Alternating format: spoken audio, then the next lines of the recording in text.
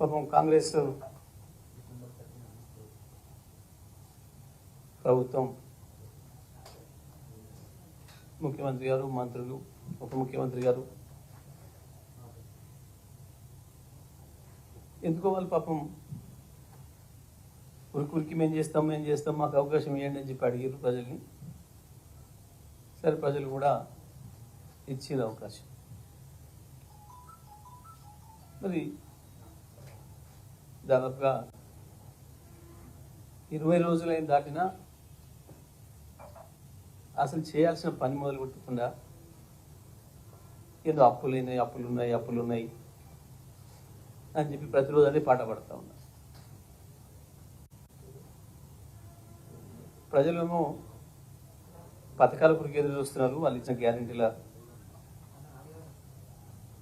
హామీల, వాళ్ళ మేనిఫెస్టోలో పెట్టిన ఆశల గురించి, పథకాలు ఎప్పుడు వస్తాయని ప్రజలు ఎదురు చూస్తుంటే మేమేందో పత్రాలు ఇస్తామని ఒకవైపు, అప్పులున్నాయని ఇంకోవైపు ప్రతిరోజు ఏదో పాడిందే వాడుతూ కాలం గడుపుతామని అనుకుంటున్నారు. అసెంబ్లీలో చర్చ పెట్టిండ్రు,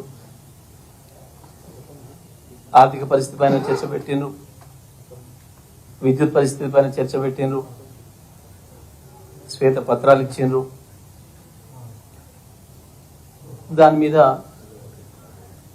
గత ప్రభుత్వంగా, ప్రస్తుత ప్రతిపక్షంగా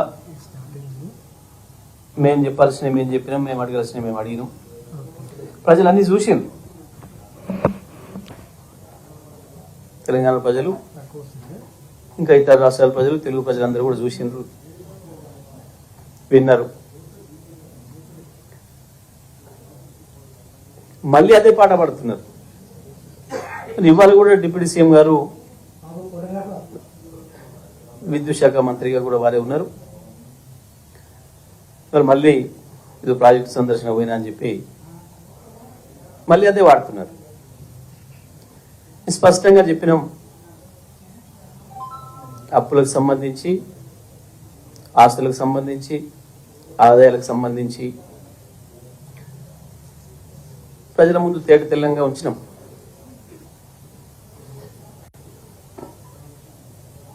అప్పుల గురించి వెళ్ళి మాట్లాడితే ఆశ్చర్యంగా ఉంది. అసలు వీళ్ళు ప్రతిపక్ష నాయకుడిగా వీరు గత 5 సంవత్సరాల శాసనసభలో 10 సంవత్సరాలు ఉన్నారు. వీరు చంద్రబాబు గారి తర్వాత 5 ఏళ్ళు ఉన్నారు, కానీ 10 సంవత్సరాలు ఉన్నారు. ప్రతి సంవత్సరం, ఏ సంవత్సరానికి ఆ సంవత్సరం లెక్క వాళ్ళ ముందే పెట్టినాం, టేబుల్ మీద ఉంచినాం. గత ప్రభుత్వంలో కూడా వీరు చర్చ చేశారు. అప్పులేంది, విద్యుత్ పరిస్థితి ఏంది అని. ఆనాడు ఎప్పుడు కూడా విద్యుత్ కోతల గురించి మాట్లాడలేదు అసెంబ్లీలో. అయినా గతంలో వేయలేదు అని చెప్పేది చెప్పాలని ప్రయత్నం చేసిండ్రు, బొక్కవర్లో పడ్డారు. మొన్న ఏప్రిల్ నుంచి నవంబర్కి మాత్రమే మీరు 19.5 గంటలే ఇచ్చిండ్రు అని చెప్పే ప్రయత్నం చేయబోయారు. మేము ప్రతిదీ కూడా అక్షరం తేట తెల్లంగా ప్రజలకు చెప్పినాం. మధ్యలో కొద్ది రోజులు ఇబ్బంది అయిన విషయాన్ని కూడా శాసనసభలోనే చెప్పినాం. దాని కారణాలు చెప్పినాం, స్పష్టంగా చెప్పినాం. పాపం దాంట్లోనే కొంతమంది మంత్రులకి ఏమో యావరేజ్ అంటే తెలియక, రోజుకి 8 గంటలు ఉంటాయో తెలియక అవమానంగా మాట్లాడినరు అని చూసారు ప్రజలు. అసలు ఇవాళ భారతదేశంలో అప్పు లేని రాష్ట్రం లేదు. భారతదేశంలో అప్పు లేని రాష్ట్రం లేదు. ఒకప్పుడు అందరికీ తెలుసు. విద్యుత్ సంస్థలు కూడా అప్పు లేని విద్యుత్ సంస్థలు లేవు, లాభాలు ఉన్న విద్యుత్ సంస్థలు లేవు భారతదేశం మొత్తంలో. రాజస్థాన్, వీళ్ళు నిన్న మొన్న దాకా వెళ్ళిన రాజస్థాన్లో 89,000 కోట్ల నష్టాలు ఉన్నాయి విద్యుత్ సంస్థలకి. అప్పు 53,000 కోట్ల అప్పు ఉంది. వీరేళ్ళ రాజస్థాన్లో, నిన్నటి వరకు ఉన్న రాజస్థాన్లో 53,000 కోట్ల అప్పు, 89,000 కోట్ల నష్టాల్లో ఉన్నాయి. రాజస్థాన్ విద్యుత్ సంస్థ. ఇంత చేస్తే కూడా ఏమన్నా విద్యుత్ రైతులకు ఇచ్చిందా అంటే అది లేదు. రైతులకు 6-7 గంటల మించి ఇస్తున్న వాళ్ళు లేరు. అప్పు చేసిమా, అడుకొచ్చిమా, ఇంకోటి చేసిమా, ఇక్కడ రైతులకు కడుపు నిండా ఇచ్చినాం మేము. ఏ నిమిషం కావాలంటే ఆ నిమిషం అందుబాటులో పెట్టిన విద్యుత్ అన్ని రంగాల వినియోగదారులకి, రైతులతో సహా. అట్లా కూడా అబద్ధాలు మాట్లాడారు, ప్రజల ముందు నవల పాలైనరు. దేనికి ఇదంతా? చేతగాక, ప్రభుత్వాన్ని నడపడం రాక, అడ్డగోలుగా అవే మారిన హామీలు ఇచ్చి ప్రజల ముందు దోషులుగా నిలబడతామనే భయంతో తప్పించుకోవడానికి అబద్ధాలు పదే పదే పదే పదే మాట్లాడుతున్నారు. బట్టి గారు మీ దగ్గర ఉన్నాయి కదా ఇప్పుడు అధికారులుగా, తెప్పించుకోండి. నేను చెప్పిన లెక్కలు అబద్ధం అయితే మీరు వెళ్ళిన రాజస్థాన్, మీరు వెళ్ళిన ఛత్తీస్గఢ్,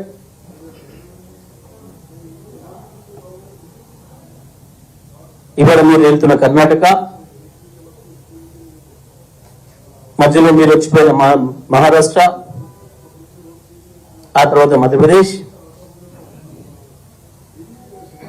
ఇన్ని రాష్ట్రాలు కూడా అప్పులున్నాయి, నష్టాల్లో ఉన్నాయి.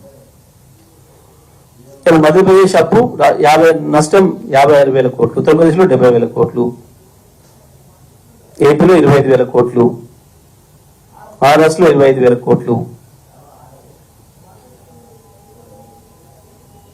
అప్పులు కూడా అదే పరిస్థితులు ఉన్నాయి. ఉత్తరప్రదేశ్ అప్పు 81,000 కోట్లు, మధ్యప్రదేశ్ అప్పు 50,000 కోట్లు, రాజస్థాన్ అప్పు 53,000 కోట్లు, తమిళనాడు 145 లక్షల కోట్లు.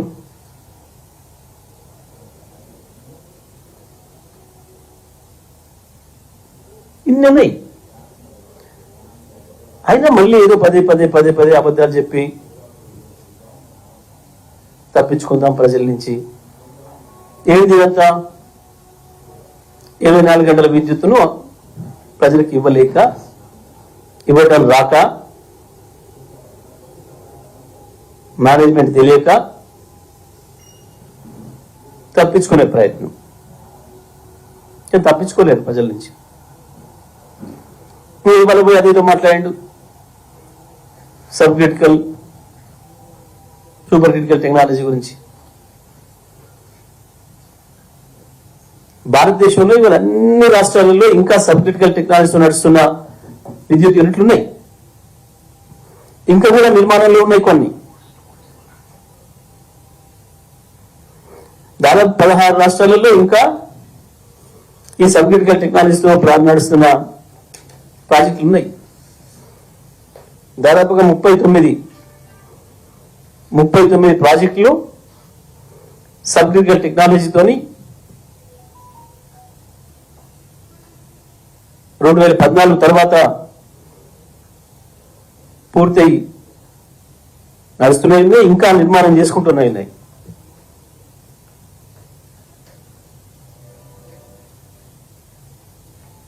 ఒకటి కాదు, 2 కాదు, భారతదేశంలో ఉండే సగం రాష్ట్రాలలో ఇప్పటికీ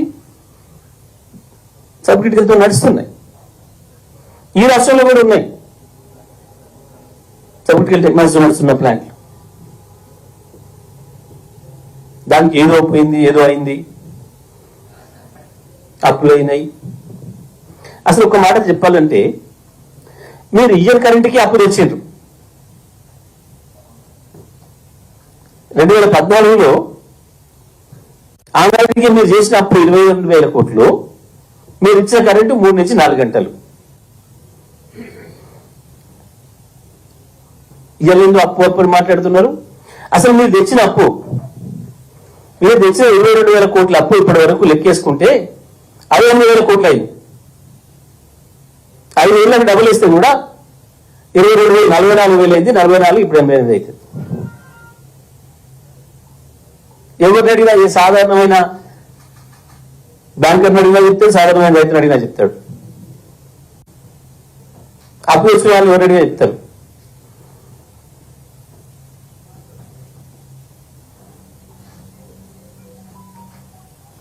ఒక రైతు అప్పు చేసుకుంటున్నాడు, ఒక ఉద్యోగి ఇల్లు కట్టుకోవడానికి అప్పు చేసుకుంటున్నాడు.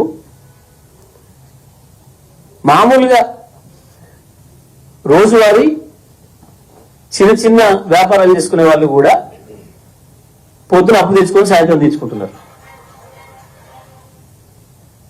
అది కూడా ఏమన్నట్టు నటిస్తున్నారు. పొద్దున 90 రూపాయలు తెచ్చుకొని వస్తువులు కొనుక్కొచ్చుకొని, లేదా కూరగాయలు కొనుక్కొచ్చుకొని, పళ్ళు కొనుక్కొచ్చుకొని సాయంత్రం పూట 100 రూపాయలు కట్టొస్తున్నారు. దాంతో వాళ్ళు బతుకులు వెళ్ళ తీసుకుంటున్నారు ప్రజలు. ఉద్యోగస్తులు ఉంటే ఇది ఉన్న ఆదాయం నుంచి తప్పు తెచ్చుకొని ఇల్లు కట్టుకొని తీసుకుంటున్నారు. మామూలు వాహనాలు కొనుక్కోవాలనుకున్న వాళ్ళు, బతుకుల కొరకు ఆటోలు కొనుక్కునే వాళ్ళు కావచ్చు, ట్రాక్టర్లు, లారీలు, డీసీఎంలు, ఇతర కార్లు కొనుక్కునే వాళ్ళు కావచ్చు, కిరాయిలు నడపడానికి 1,00,000, 2 లక్షలు, 20,000, 30,000, 50,000 మార్జిన్ మనీ పెట్టి మిగతాది అప్పు తెచ్చుకొని నడుపుకొని తీసుకుంటున్నారు. ఇంత సాధారణమైన విషయం ఇది. నవ్వుకుంటున్నారు మీరు మాట్లాడే మాటలు విని ప్రజలు. అప్పుల గురించి మీరు మాట్లాడుతుంటే తప్పించుకోవడానికి మీరు మాట్లాడుతున్నారు అనే విషయం ప్రజలు గమనించారు, ఇప్పటికే గ్రహించారు.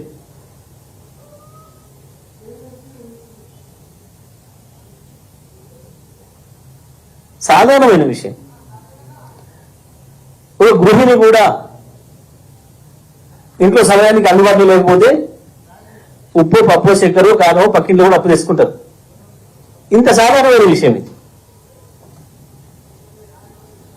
కానీ ప్రపంచంలో ఎక్కడైనా జరగలేదు. ఒక తెలంగాణ ప్రభుత్వమే చేసింది, కేసీఆర్ ప్రభుత్వమే చేసింది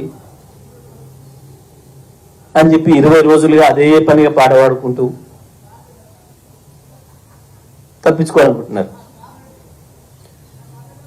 మీకు చేత కాకపోతే అప్పించిన సంస్థలకి అప్పచెప్పండి, నడుపుకోవడానికి వాళ్ళు కూడా రెడీ ఉంటారు బ్రహ్మాండంగా, సంతోషంగా. ఎందుకంటే ఆయన తీసుకొని నిర్మించిన ధర ఇవాళ వాటి స్థిరాస్తి ధర చాలా పెరిగిపోయింది. ప్రభుత్వ సంస్థలే, ఆర్ఈసీలు, పిఎఫ్సీలు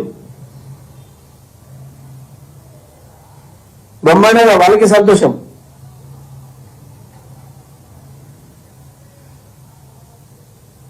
ఇంత సోయి లేకుండా, ఇంత తెలివి లేకుండా ఏదో తప్పించుకుందాం, ప్రజలు అడుగుతారు. 200 యూనిట్ల ఫ్రీ కరెంట్ అడుగుతారు, 24 గంటల కరెంట్ ఇవ్వాల్సి ఉంది. మొదలైంది అప్పుడే మీ భాగవతం. మాట్లాడుకుంటున్నారు ప్రజలు.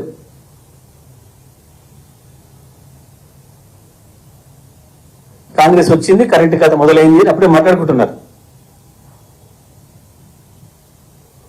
ఇంకెన్ని రోజులు అబద్ధాలు చెప్పాలని చూస్తారు? అబద్ధాలు చెప్పి బతుకుదేరు ఎలదిద్దాం అనుకుంటున్నారు. చెప్పినాం కదా, చర్చ చేసినాం కదా, మీరు ఇచ్చిన శ్వేతపత్రం పైనే.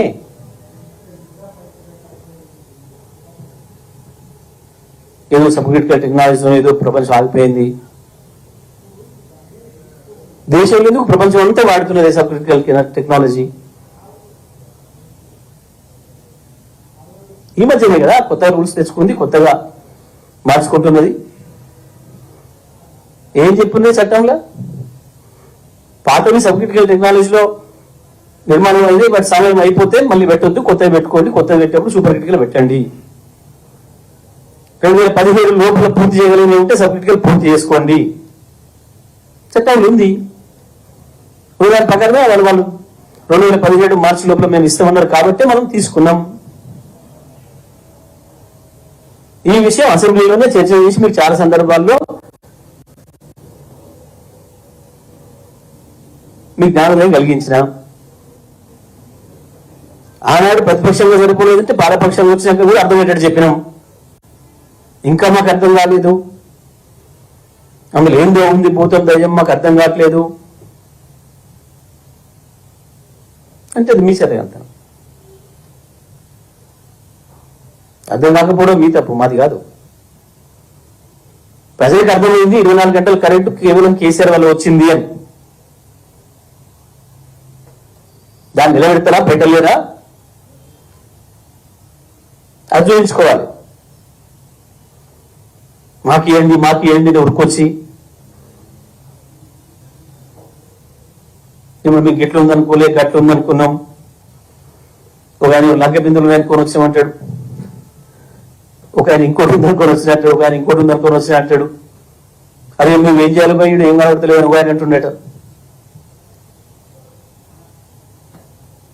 ఉంటాయి లంక బిందెలు. ఏ రాష్ట్రంలో ఉన్నాయి, ఏ దేశంలో ఉన్నాయి? ఎన్నికడానికి మీరు వెళ్ళిన రాజస్థాన్లో ఎన్ని లంక బిందెలు ఇచ్చిపోయారు ఇప్పుడు వచ్చిన ప్రభుత్వానికి? ఈ ఛత్తీస్గఢ్లో ఎన్ని లంక బిందెలు ఇచ్చారు?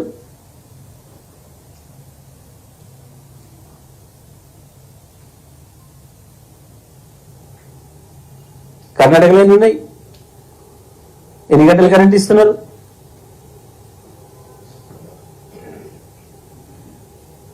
భారతదేశంలో 24 గంటలు విద్యుత్తును అన్ని రంగాలకు ఇస్తున్న ఏకైక రాష్ట్రం తెలంగాణ. 24 గంటలు రైతాంగానికి ఉచితంగా ఇస్తున్న రాష్ట్రం తెలంగాణ అని ఛాలెంజ్ చేసాం ఎన్నోసార్లు.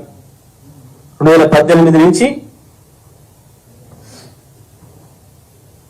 23 నవంబర్ వరకు అనేక సందర్భాల్లో మేము ఛాలెంజ్ చేసినాం. ఒక్కనాడు మాట్లాడలే బట్టి గారు. ఇస్తలేరు మాట అసెంబ్లీలో 5 ఏళ్ళు ఒక్కరోజు మాట్లాడలే. పాపం ఇవ్వాల్సిన శ్వేతపత్రం తెచ్చి ఏదో మీరు ఇయ్యలేకపోయినరు, ఉత్తనే మమ్మల్ని భ్రమంలో ఉంచిండ్రు. నువ్వు కూడా మీ ఇంట్లో కరెంట్ లేకుండా చీకట్లో వండుకొని మేము చెప్పినట్టు లైట్ ఉంది నాకు ఏసీ ఉంది అని భ్రమంలో ఉన్నావా? మీకు మీ సీఎం గారి ఇంట్లో 24 గంటలు కరెంట్ లేకుండా మా కేసీఆర్ చెప్పిండు కాబట్టి ఉన్నది అనుకోని ఇదైందా? ఆ రోజు ఎందుకో మాట్లాడలేదు. ఏదో మా ఇంట్లో కరెంట్ లేకుంటే రాత్రి ఏసీ లేక నేను నిద్రపోలేదు అది చెప్పలేదు.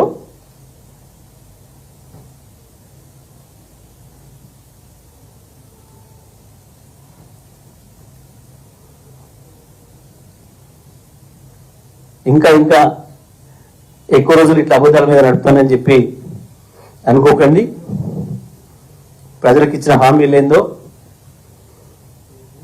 వాటిని ఎట్లా ఇస్తారో ఎట్లా నెరవేరుస్తారో, ప్రజాపాలన పేరు మీద అప్లికేషన్లు పెట్టమన్నారు.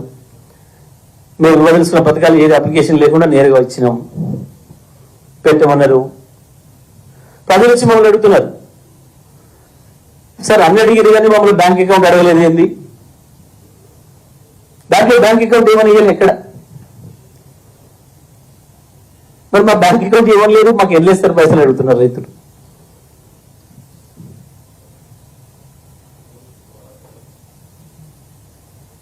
తెలుగుదేశం కార్డు ఉంటే పథకం వస్తుందన్నారు, తెలుగుదేశం కార్డులు లేని వాళ్ళకి ఇస్తామన్నారు. వాళ్ళ సంగతి ఏంటంటే చెప్తలేరు, ఎన్నడూ ఇస్తారో చెప్తలేరు.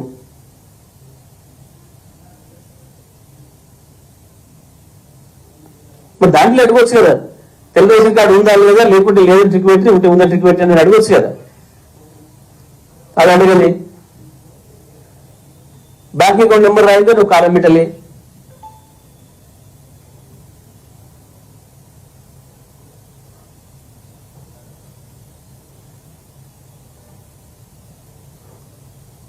ఉద్యమకారులకు హామీ ఇచ్చిన్నాడు, ఎఫ్ఐఆర్ లో మీ పేరు ఉండాలి అని అడగలి, చెప్పలేదు. దాంట్లో ఎఫ్ఐఆర్ లో పేర్లు మనకే ఇస్తాం, జైలు ఊరలకే ఇస్తాం అని చెప్పలే.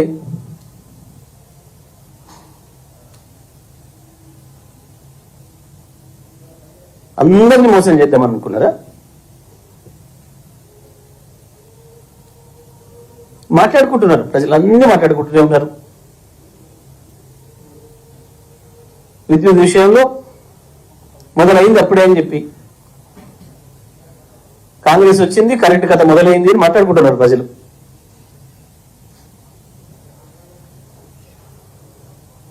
కేసీఆర్ లేని లోటు ఏందో కూడా అప్పుడే చూస్తూనే ఉన్నారు ప్రజలు.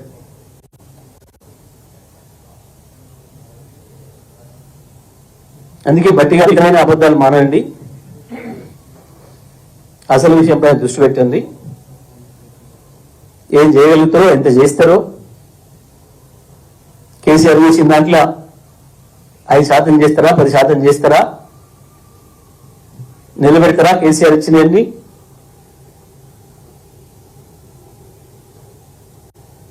చేత కాకుంటే చేత పెట్టలేదని చెప్పండి. మాత్రం కావట్లేదు, మాకు అర్థం కావట్లేదు.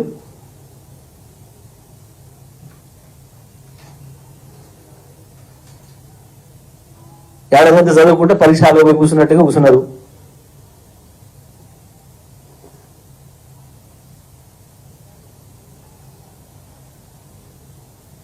ఇప్పటికైనా అబద్ధాలు మాని పాలనపైన దృష్టి పెట్టాలని చెప్పి నేను ప్రభుత్వానికి ఉప ముఖ్యమంత్రి గారికి కూడా సలహా ఇస్తా ఉన్నా.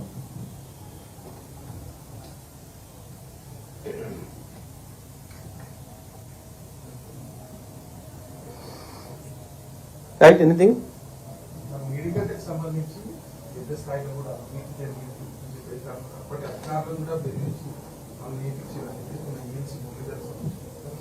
ఎవరు ఎవరిని బెదిరించిండ్రో చూస్తున్నారు. మీడియా ముందే అధికారులను ఎట్లా మాట్లాడుతున్నారు, ఎట్లా సంబోధిస్తున్నారు, అసెంబ్లీలో లేని అధికారుల గురించి ఎట్లా మాట్లాడుతున్నారు. మొన్న అసెంబ్లీలో కూడా పాపం సీఎం ప్రభాకర్ రావు గారి గురించి నోటుకొచ్చినట్టు మాట్లాడారు. వాస్తవానికి అసెంబ్లీలో లేని సభ్యుల గురించి మాట్లాడొద్దు, వాళ్ళకి అందులో మాట్లాడే అవకాశం ఉండదు కాబట్టి, చెప్పుకునే అవకాశం ఉండదు కాబట్టి మాట్లాడకూడదని ఒక నిబంధన. వాళ్ళకి ఇంత వయసు మళ్ళీ అంత వయసు మళ్ళీ ఇస్తే ఇచ్చిన కరెంట్ లేదా మీరు బందేది హాయిగా. ఏ ఇన్వర్టర్లు ఏ జనరేటర్లు అక్కర్ లేకుండా అధికారులను భయపెట్టించింది మీరు, భయపెట్టిస్తున్న మీరు. మీడియా ముందే నేను చూసిండ్రు మీ నిర్వాహకం. మీరు మంత్రులుగా పనిచేస్తున్నారా, రౌడీలుగా గుండాలుగా ప్రవర్తిస్తున్నారా? ప్రజల కళ్ళ ముందే బయటపడింది మీరు మాట్లాడిన విధానం.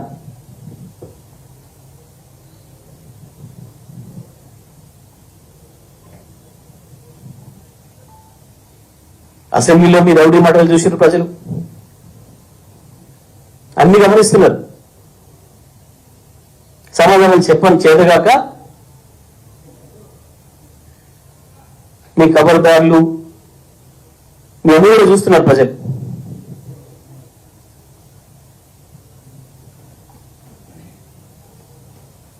దీని నడువు ఎక్కువ కాలం సాగవు. చాలా మంది పోయింది ఇటువంటి వాళ్ళు చరిత్రగా.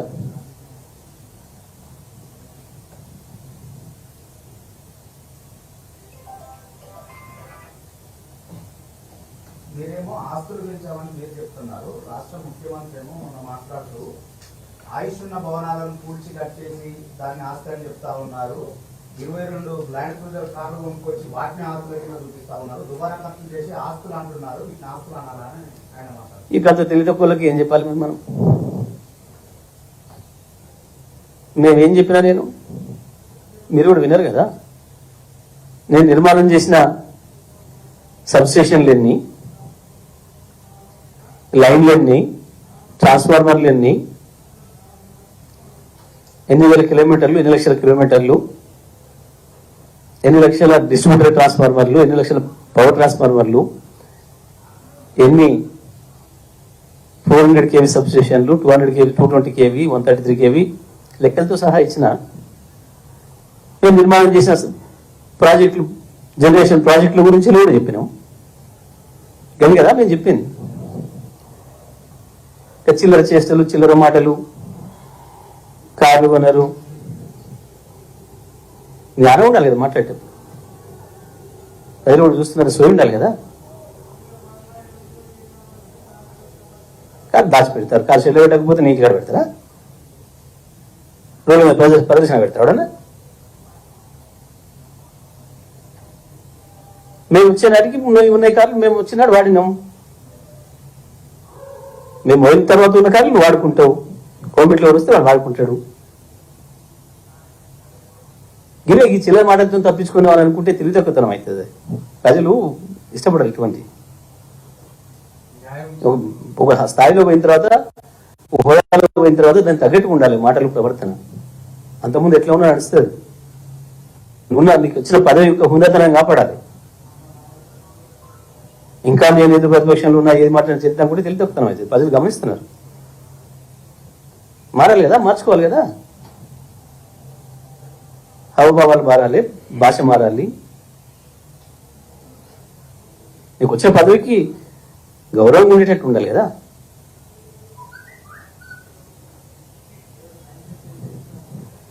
మీరు విషయం విచారణ చేస్తామని అంటున్నారు. మేము ఇన్వైట్ చేసినాం, మేమే ఇన్వైట్ చేసినాం. ఇలాంటి దానికైనా సిద్ధమా? నేను ఈ సభలే కదా ఈ చిల్లరగా రోడ్ల మీద మాట్లాడే వాళ్ళలాగా నేను సభలో నేను చెప్పింది ఆ రికార్డు ఉంటున్నాం చెప్పిన వాళ్ళ చిల్లర మాటలకు కూడా సమాధానం చెప్పిన, బయట మాట్లాడిన చిల్లర మాటలకు కూడా సభలో సమాధానం చెప్పింది. అది మా పారదర్శకత ఏందో, మన నీతి మన నిజాయితీ ఏందో అక్కడ చెప్పాల్సిన చోటనే చెప్పినాం.